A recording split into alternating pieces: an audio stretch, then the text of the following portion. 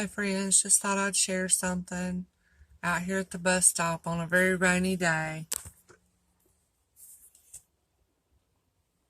Very rainy day. I think it's going to rain all day. And you might have had this happen to you before, but morning didn't quite start out like I planned. You ever have those kind of mornings? Things didn't go quite the way you thought they would or had in mind. That's okay. That's the Lord leading, believe it or not. No matter how bad things went, you can always trust that the Lord has a purpose in that situation. And we can look for Him and ask Him to show us, what's the purpose of this? Why did this happen? You know? But, yeah, something like that happened to me this morning, and it led me to a man named Fred. And Fred, just a few months ago, got really, really sick and ended up in the hospital and nearly left this earth. He lost a lung. And he's 50. And, I asked him if he was afraid during all that. And he said no, he thought he'd lived a good, fulfilling life. He'd done more than most people had. He'd visited and traveled to all these different places through his work. New York, and he might be in California the next day. And, he felt like he'd had a good, fulfilling life. And he said, if it's time, it's time. There's a lot of ways a man can cheat, but they can't cheat death. That's what he said. And he's right. And so I'd ask him, well, had he thought about the Lord? And, well, first I asked him, did he wonder if he was left here for a reason? And he didn't have much to say, and I asked him if he had thought about the Lord. And then he started talking about church, Then he said, well, I did drink, and I can't drink as much now, but every now and then I do have a beer. And he said, I just, from everything I've been told, no, it's just not right to go into the Lord's house knowing I do that. And I said, well, you can get to know the Lord without going to church. And he started talking about some other things, and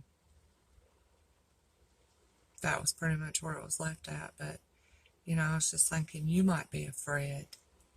Somebody listen to this. You might be afraid also. And that you don't feel good enough or worthy enough, or your life's not cleaned up enough. Like he was saying, to go and sit in church.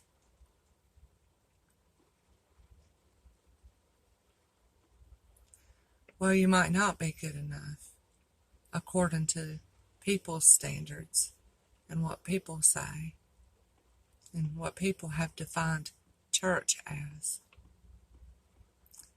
But Jesus said that He came to save the lost, and those who were sick needed a doctor.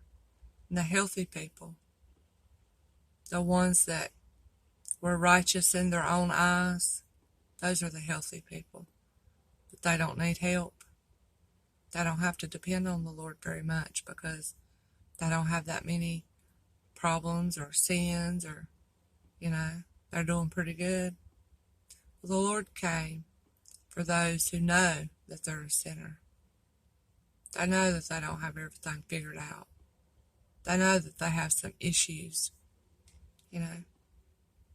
And like Fred might have some things hidden in their mind and their conscience that makes them feel guilty and ashamed.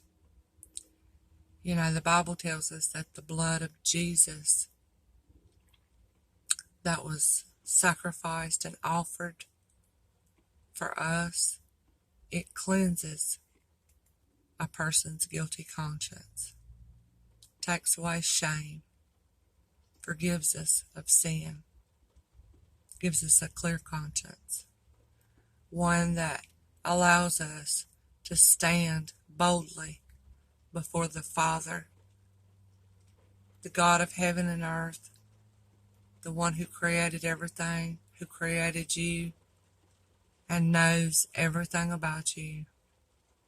That's what the blood of Jesus has made us a way to that Father, that we don't have to have everything ship-shape, figured out, that we only must come and be honest before Him. We can be honest before Him. He's not going to judge you like other people. He's not going to lay out a bunch of rules that you must follow before you can come to Him. That's not how He is. So, just in case there's another Fred out there that thinks they're not quite good enough yet to be in the Lord's house,